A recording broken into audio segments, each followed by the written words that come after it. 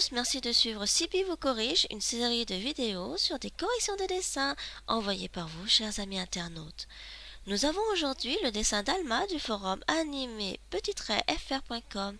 Sans plus attendre, voici la correction d'un personnage avec le visage légèrement en 3/4 et le corps de profil. Je trace le contour de la tête en partant du rond du crâne et en laissant l'espace pour le volume des cheveux.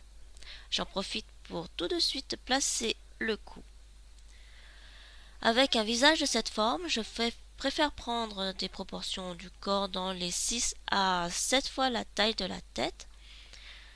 Et donc l'entrejambe serait vers les 3 têtes plus un quart ou un tiers.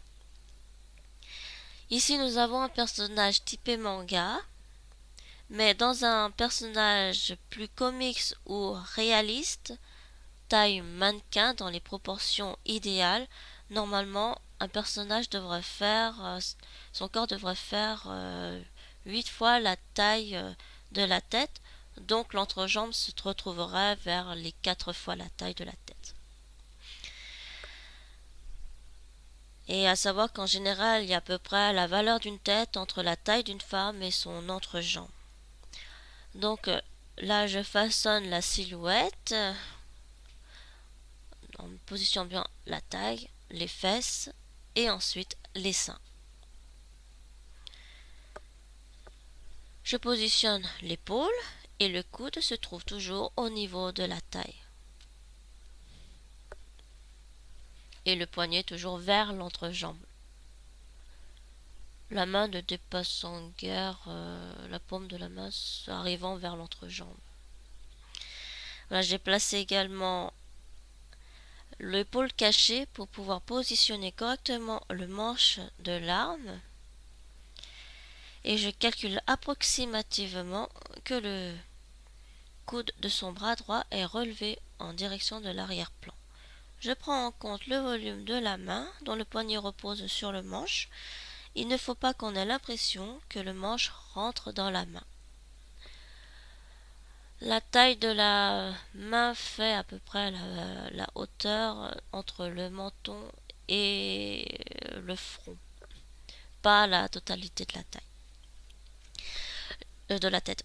Je trace le repère des yeux pour qu'ils soient dans le même alignement jusqu'aux oreilles. Même si les oreilles sont cachées, il vaut mieux quand même positionner les oreilles.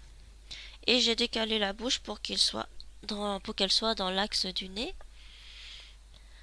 Là, je commence un petit peu à faire aussi les mèches de cheveux dans le brouillon pour ne pas me tromper trop dans l'ancrage.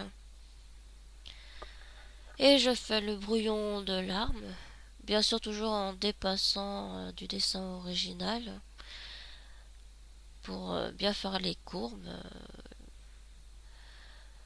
Après c'est sûr que si vous êtes en traditionnel, je vous conseillerais alors de mettre une feuille plus grande en dessous de votre feuille de travail, de votre cadre de dessin, pour pouvoir, comme moi, voir les proportions du personnage, travailler correctement les courbes, même si ce sera effacé plus tard.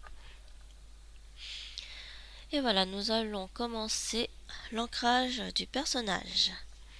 J'en profite pour mentionner que ce dessin est un fan art dont je ne connais absolument pas le personnage. Si vous le reconnaissez, merci de le dire en commentaire. J'irai où me trouver des images. Comme ça, je pourrais voir le personnage original et voir ce que j'aurais pu manquer en détail à l'ancrage et les différences que j'ai pu faire. Alors là, comme c'est une correction de dessin, je vais juste me baser sur le dessin que l'on m'a donné, le dessin d'Alma. Je fais un peu plus les cheveux en détail, avec des petites mèches qui vont par-ci par-là. J'aurais pu mettre un peu plus de traits dans les cheveux comme le dessin original, mais pour moi ça me semble pas nécessaire.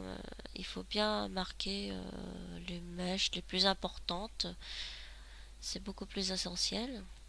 Pareil pour les vêtements, les plis de l'écharpe. il vaut mieux ne pas faire trop de traits, sauf si vous décidez que le tissu est un tissu très souple qui prendra beaucoup plus de traits, genre les tissus qui sont facilement froissables ou des tissus à plis. Là, je place les pièces d'armure. Alors, j'ai fait en sorte que le personnage puisse plier son coude, plier le bras. Voilà, je mets aussi quand même la pièce d'armure sur le sur la main comme de l'autre côté, des deux côtés. Même si ce sera coupé après, bon bah tant pis, je l'aurais fait. J'ai peut-être fait quand même la main un peu grosse à l'ancrage. Après, c'est vrai que certaines fois, entre brouillon et ancrage, on respecte pas tout le temps exactement ce qu'on a prévu au départ. Là, l'arbre, je fais de façon succincte, sans trop détailler, parce que je ne connais pas du tout le dessin original. Une sorte de cordelette et un gros nœud derrière.